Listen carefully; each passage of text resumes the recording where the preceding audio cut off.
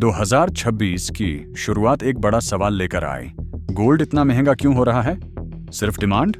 सिर्फ war tensions? या फिर दुनिया भर में कुछ ऐसा हो रहा है जिसका सीधा कनेक्शन गोल्ड से है? सबसे पहले इंडिया की बात करते हैं। इंडिया दुनिया के सबकाउंट से ज्यादा गोल्ड बाइंग करता है। शादियां हो, फेस्टिवल हो, सेविंग्स हो, गोल्ड हमारे लिए सिर्फ मेटल नहीं, ट्रस्ट है।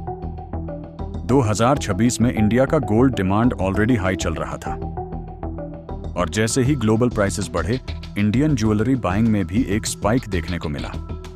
डिमांड हाई टू प्राइस और हाई। अब दुनिया की तरफ चलते हैं।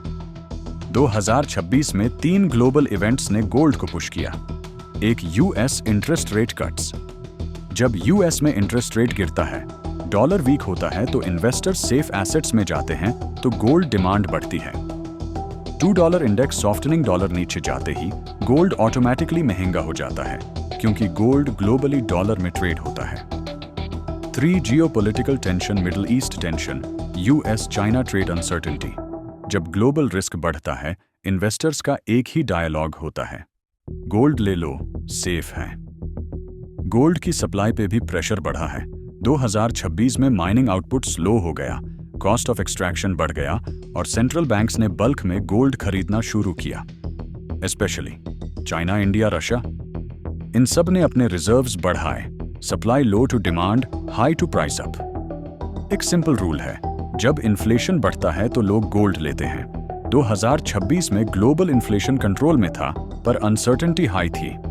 लोगों को लग रहा था कि फ्यूचर अगेन अनस्टेबल हो सकता है। So safe haven asset equals gold, और गोल्ड का काम ही है वैल्यू प्रोटेक्ट करना। इंडिया में गोल्ड प्राइसेस और भी ज्यादा बढ़े क्योंकि 2 डोमेस्टिक ट्रिगर्स आए। एक रुपी वीकनेस, जब ENR वीक होता है, इंपोर्टेड गोल्ड ऑटोमेटिकली महंगा हो जाता है। 2 इंपोर्ट ड्यूटी। इंडिया में गोल्ड पर इंपोर्ट ड्यूटी हाई रहने से गोल्ड के लैंडेड प्राइस और भी बढ़ जाता है। 3 लोकल डिमांड स्पाइक। 2026 स्टार्ट में मैरिजेस हैवी थी, ज्वेलरी डिमांड भी ऊपर चली गई। These 3 पॉइंट्स ने इंडियन गोल्ड प्राइसेस को और पुश किया। तो सिंपल लैंग्वेज में गोल्ड इज राइजिंग क्यों?